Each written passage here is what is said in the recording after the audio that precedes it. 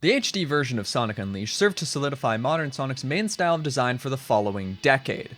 Surely that means they did something right here. I mean, you wouldn't choose to hang on to a system that's just fundamentally not good, would you? And yeah, to cut a long story short, there's a lot to love about Unleashed HD's style of boost gameplay, but it's certainly different from what came before or even alongside it. So let's dive into what makes this type of gameplay special today, focusing entirely on the daytime stages in Unleashed HD. First off, let's compare this version of Windmill Isle with its standard definition counterpart from the Wii and PS2 game. In each game, this stage serves as the full big boy introduction to its true daytime gameplay in its fullest form. The immediate and most obvious difference between these two is how the boost is handled. In the standard definition version, pressing the boost button would temporarily send Sonic boosting forward in a fairly uncontrolled manner. But in HD, by pressing and holding the boost button, the player can continuously boost. To me, the main goal of these stages is to learn them so well and react fast enough that you can basically hold the boost button down for their entirety. Right away, this removes some of the strategy I mentioned in my video on the standard definition version, where it was about understanding where to best use the temporary boost. Now that player basically wants to just use it all the time, or at least as much as possible, so that strategic thing obviously has to take a back seat now. However, the trade-off here is that once the player gets good and achieves that constant boost, it can be absolutely exhilarating, and a uniquely satisfying gameplay experience. The next obvious difference is the appearance. While the standard definition version certainly did a solid and even impressive job of translating these locales onto far weaker hardware, the HD stages simply blow them out of the water. The sense of scale and the moments of spectacle here are just incredible. At first, this might sound somewhat distinct from level design. After all, it's just how the stages look. Does that really impact how the player interacts with them all that much? But yeah, it absolutely does, because the game is particularly focused on spectacle. The game will pull control away from the player or lead them into fairly scripted segments and set pieces at some point in every single one of these stages, sometimes at multiple points, which might sound like a complaint, but this isn't really a problem for me. For the most part, these moments are spaced out well enough that they don't overstay their welcome, and it helps that they're genuinely impressive and really give each of these levels a wonderful sense of place. Whether I'm going around this building in Windmill Isle, or jumping off a whale's back in Cool Edge, or zooming through one of these massive dragon structures in Dragon Road, I'm always reminded that I'm on a wild world adventure, and it makes each of these levels memorable not only for their gameplay, but for their striking visual style as well. However, this is all part of another difference between these games. Unleashed HD's stages can be a lot harder to read than the standard definition versions because they're a lot busier.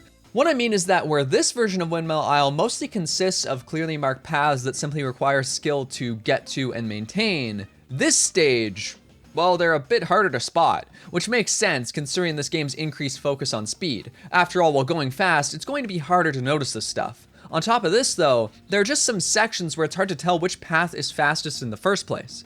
In this section, this really isn't much of a problem, but unreadable moments like this pop up in nearly every level, where it's either hard to tell which path is faster, or the faster path simply doesn't feel faster, or where it's nearly impossible to tell what's in my way. Like, what are you doing standing there, man? Come on! Whether it's a sudden sharp turn and randomly falling obstacles in arid sand, spikes that blend in with the ice, or trouble seeing around these half-pipe sections in Cool Edge, or splitting platforming paths like this one in Skyscraper Scamper, where I simply can't tell which one's faster, it can be a bit messy. The worst of these moments is easily in Jungle Joyride, where the player needs to sprint across this water and little spouts shoot out, and if Sonic collides with them, he's instantly done. What?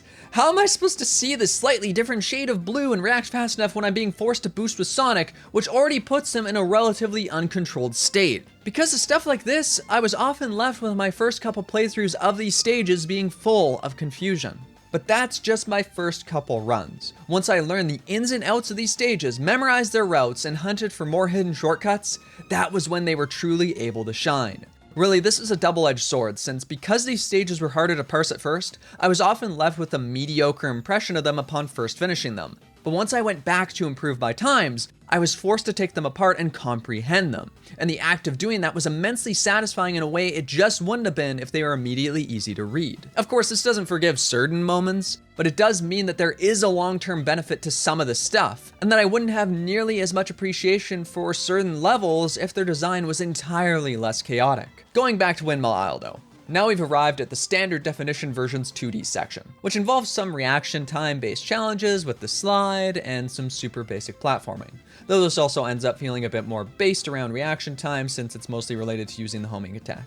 2D sections like this pop up from time to time in the standard definition version, and they rarely contain all that much more platforming than this. They're really more here to just spice things up and provide an alternative perspective. The HD version is a different story. Even from Windmill Isle alone, it's clear that this one has more focus on its 2D sections, and that there's going to be more platforming in them.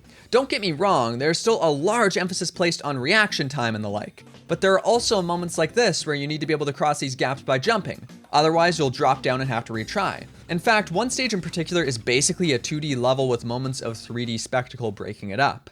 Savannah Citadel. This is a stage that was entirely cut from the standard definition version. Its major 2D sections remind me a lot of the type of design found in the classic 2D games, with higher paths generally being faster and only available via skilled play, accurate platforming, and quick reaction times.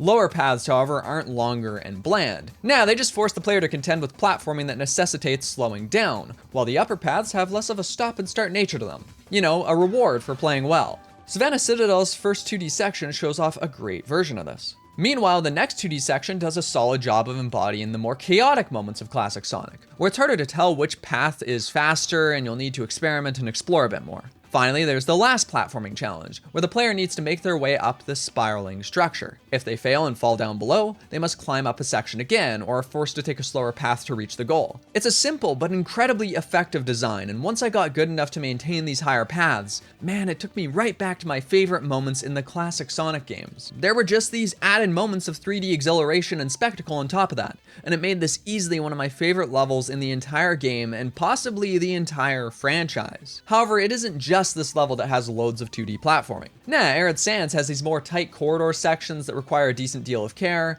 Dragon Road has multi-layered moments where skilled play is mandatory for a good time. Jungle Joyride has these intensive areas that require careful timing, and I could go on. This way, Unleashed HD manages to feel a lot more like what I would expect from a Sonic game than its standard definition counterpart, because there's simply more platforming. Additionally, I think it was smart to relegate a lot of this to 2D, since it's just so much easier to craft and comprehend challenging 2D platforming, whereas 3D can easily become cumbersome due to issues with depth perception or just flying off suddenly because you didn't see a gap coming. But we've been focusing a lot on 2D, so how does a stage that's more balanced between its 2D and 3D segments play out? Well, for that, we need look no further than Rooftop Run, a fan favorite Sonic stage, and there's a great reason for that. This stage to me basically serves as the ideal style of this boost design. Its 3D sections are focused on blood-pumping spectacle and show off this locale from so many different angles. 1 second you'll be running across rooftops, then you're falling with style down to the streets below. You'll go from an open area where you could crash through gates, plants, and robots, then need to sidestep through tight corridors or avoid spiky barrels dropping from a blimp, then the way it flips between 2D and 3D at a rapid pace, from brief grind rail segments to sidestepping events.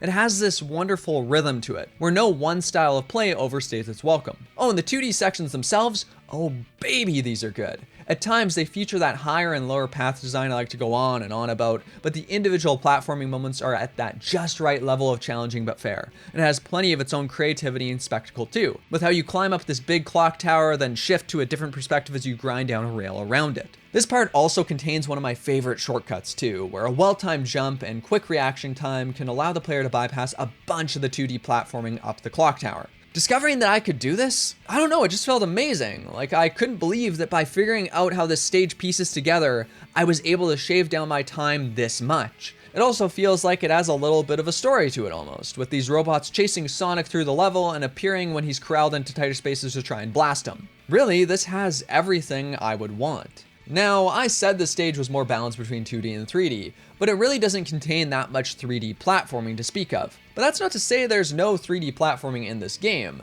There is, it's just relatively sparse. However, I still definitely appreciate when it's here, and it's typically well handled. In particular, Dragon Road has these spinning platforms with spikes that gradually increase in complexity, while Skyscraper Scamper requires that the player slow down a bit to dodge these spinning spikes. However, you might have noticed something here. My footage doesn't quite look right. I mean, this isn't the Unleashed HD boost meter, and the art style's a bit different.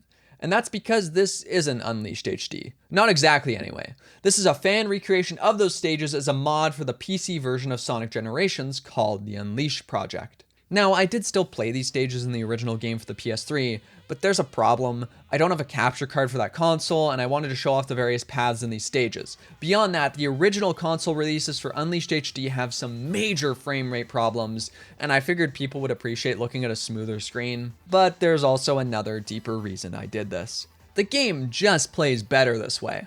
See, Unleashed physics and controls can be slippery. That's not to say they're terrible, but things like the drift and his jump height, they've never quite felt right to me. Sure, I can get used to it, but it often feels like he wasn't quite built for this focus on platforming, and that problem impacts many of the great moments I've mentioned so far.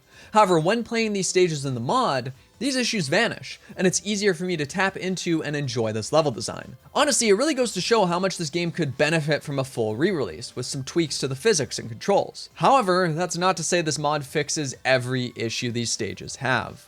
I may have praised Rooftop Run's frenetic action and how it quickly shifts between styles of play, but unfortunately, the game isn't always so varied. In fact, some stages get downright bland upon replaying them multiple times. Take Cool Edge, for instance. While I didn't mind the toboggan gimmick the first couple times, it eventually grew tiring because it simply strips away too many options from Sonic and takes up too much of the stage's length. Maybe if it was about half as long, I'd appreciate it more, but even then, I'm not sure, because these sections often make it hard to tell what's coming up next and to react accordingly. Meanwhile, Arid Sands has some cool moments, but a lot of its 3D gameplay is really bland, and basically consists of just boosting forward through enemies and trying to move to avoid falling obstacles that are too difficult to see coming or predict. Then there are the grind rail and sidestepping segments sprinkled throughout the game, though I suppose sprinkled isn't really the right word. By the time I reached Skyscraper Scamper, I was frankly fed up with these segments. I wanted the game to find new ways to just change things a bit and add variety. It didn't help that this level also contains a lot of rails, which I like well enough as a way to break up the action,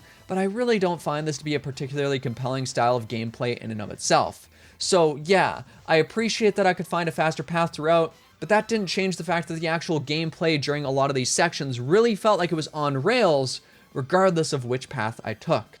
But that's not Unleashed HD at its worst. No, that distinct honor easily goes to Eggmanland. This stage blends together the Werehog and modern Sonic gameplay. While I understand wanting to marry these two sides of the game for its conclusion, this really doesn't work well in practice. The rhythm of the game gets entirely thrown off, and as is often the case with these Werehog stages, they drag on for far too long. In Eggmanland's case, this leads to a stage that can easily take over 20 minutes to complete. But this isn't even all the Werehog's fault, because the difficulty spike in general is massive. Remember how I said that most of Unleashed HD feels like it's built around getting to a point where you can hold down the boost button the whole way through? If you try to do that here, you're done. Or maybe eventually you could manage that? I'll never know, because this stage is so long that I have absolutely no interest in replaying it. Now, I am ending off on a pretty negative note, and it's clear that I have some mixed feelings on Unleashed HD, but does that mean I dislike this game's level design overall? No.